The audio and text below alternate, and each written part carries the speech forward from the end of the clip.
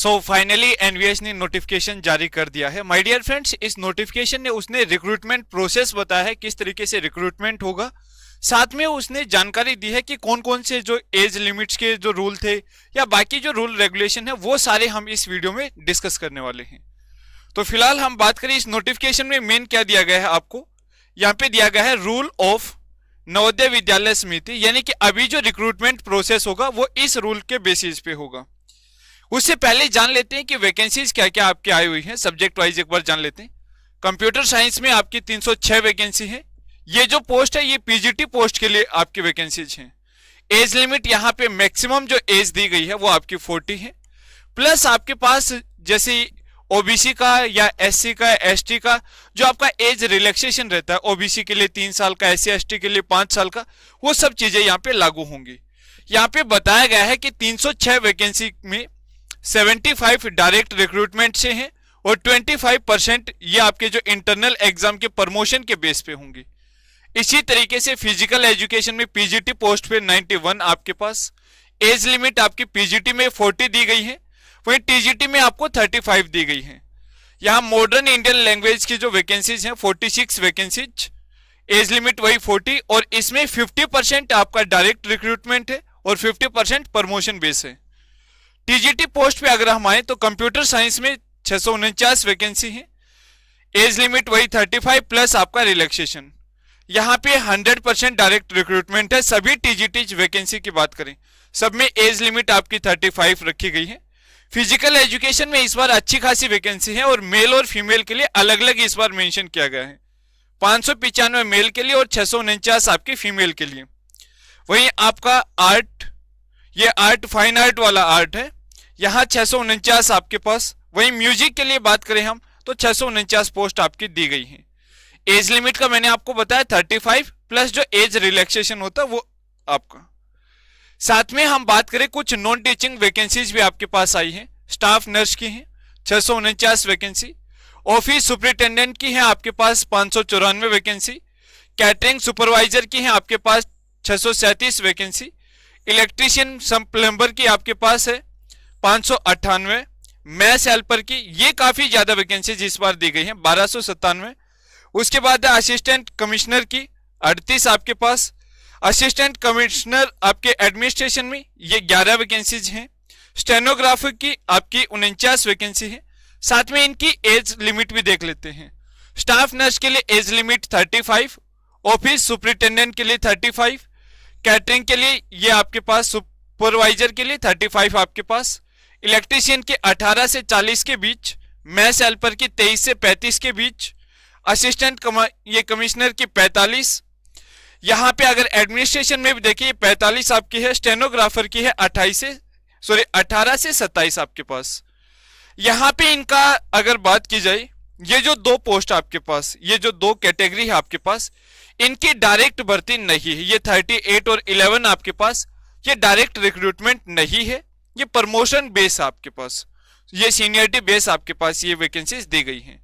बाकी में आप देख रहे हो जैसे ऑफिस सुपरिटेंडेंट है, इसमें 50% डायरेक्ट वैकेंसी, इसको छोड़ के बाकी सब में आपके पास 100% डायरेक्ट वैकेंसीज हैं। आगे अगर मैं बात करूं कंप्यूटर ऑपरेटर की बात करूं, ये 8 वैकेंसी डायरेक्ट आपके पास 18 से 30 साल।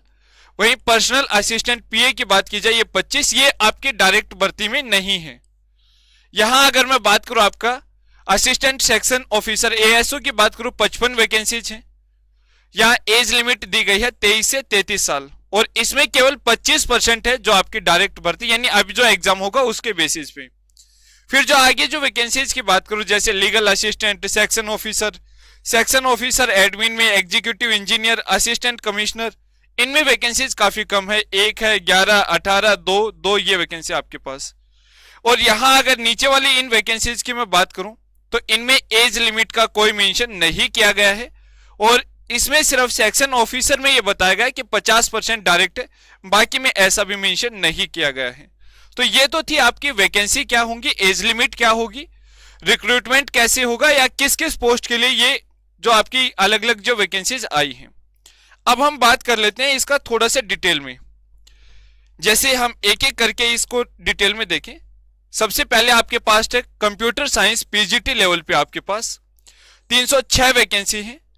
और अगर यहाँ पे हम बात करें पे स्केल की बात की जाए तो यहाँ लेवल 8 यानी कि 47,600 से 1,51,100 तक ये आपका पे स्केल रहेगा। साथ में अगर बात की जाए एज लिमिट की तो एज लिमिट आपके पास 40 साल है। और जो रिलैक्सेशन मैंने अभी आपको बताया 5 साल का आपका जो अपर मैक्सिमम जो एज रिलैक्सेशन SC ST के लिए। साथ में ओबीसी के लिए भी यहां अगर मैं बात करूं तो आपके पास है the age relaxation for SC ST OBC PH ex serviceman age applicable under government of India. तो यहां ये रहता है 5 साल का और ये रहता है आपके पास 3 साल का एज रिलैक्सेशन। ठीक है, इसके लिए अगर क्वालिफिकेशन की बात की जाए आपसे तो क्वालिफिकेशन में आपके पास मास्टर्स है। पीजीटी में जनरली आपको यही ध्यान रखना है, पीजीटी के लिए आपके पास मास्टर्स होना जरूरी है। टीजीटी के लिए आपके पास बैचलर डिग्री होना जरूरी है। साथ में इनके बीएड होना जरूरी है, प्लस आपका बीएड का एग्जाम आपका होना जरूरी है। और साथ में आपको अगर बात की जाए यहां से तो देखिए सीटेट का यहां कोई मेंशन नहीं है। पीजीटी के लिए अगर मैं बात करूं सिर्फ यहां पे एमएससी साथ में बीएड आपको बताया गया है। ठीक है, आगे अगर बात की जाए आपसे कंप्यूटर साइंस के बाद सेकंड अगर बात करूं मैं तो सेकंड पोस्ट है आपके पास पोस्ट ग्रेजुएशन फिजिकल एजुकेशन के लिए आपके पास। इसमें टोटल मेल फीमेल मिला के 91 वैकेंसी है। वही आपका जो लेवल 8 पे जो आपकी सैलरी की बात की जाए तो इसमें भी सेम है आपका एज लिमिट भी आपका 40 है और साथ में एज रिलैक्सेशन भी वही रहेगा। अगर एजुकेशन क्वालिफिकेशन की बात की जाए यहाँ पे तो आपका एमपीएड होना यानी मास्टर्स होना जरूरी है फिजिकल एजुकेशन में। यहाँ पे बीएड का कोई ऐसा मैंडेटरी नहीं दिया गया है।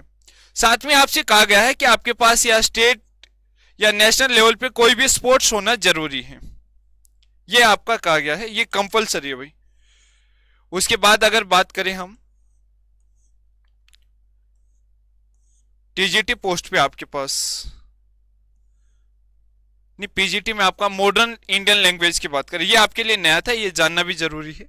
46 आपकी वैकेंसी है। वही पे स्केल और ग्रुप वो सेम रहेगा, एज लिमिट आपका सेम रहेगा।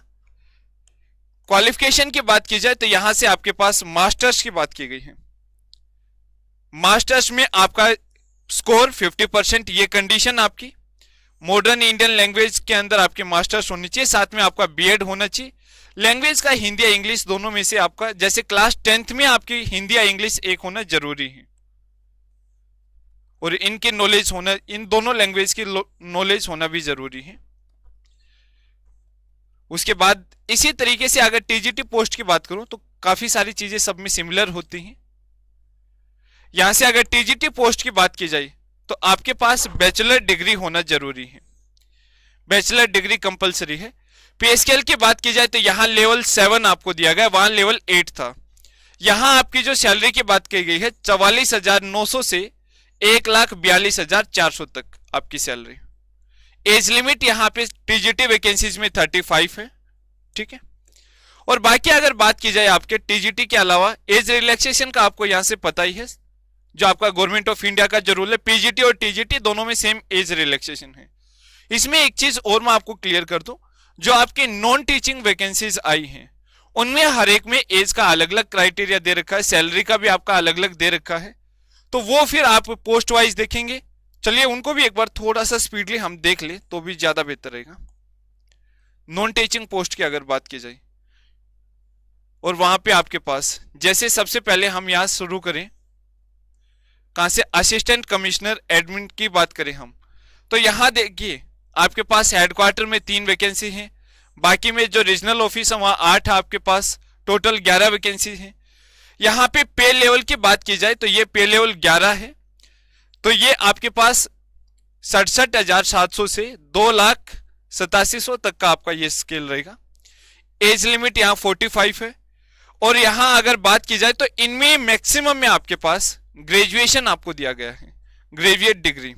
लेकिन वो बात अलग है कि ये वाली पोस्ट आपके पास डायरेक्ट रिक्रूटमेंट के अंडर नहीं है, या है तो भी 50% आपको दी गई है। यहाँ देखिए ये डायरेक्ट रिक्रूटमेंट नहीं है, 50% आपका सीनियरिटी बेस है, 25% जो आपका इंटरनल एग्जाम होगा। सिर्फ आपका यहाँ पे अगर बात किया जाए तो सिर्फ 25% आपके पास डायरेक्ट रिक्रूटमेंट है। ठीक है, ना के बराबर ही हम मान सकते हैं, 11 में से 25% तो ना के बराबर ही है ये। तो माय डियर फ्रेंड्स, ये आपकी जो अलग अलग हैं, जो नॉन टीचिंग है, उन पे फिर सेपरेट हम वीडियो रखेंगे, उनकी पूरी डिटेल हम अलग से रखेंगे।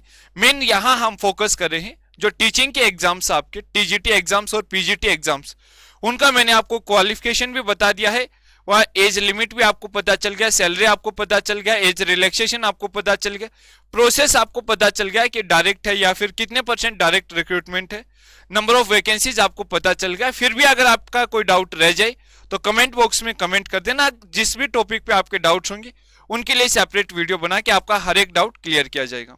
और ऐसे इंफॉर्मेटिव वीडियो के लिए सब्सक्राइब कीजिए हमारा चैनल टीचर्स अड्डा 24/7। Thank you so much.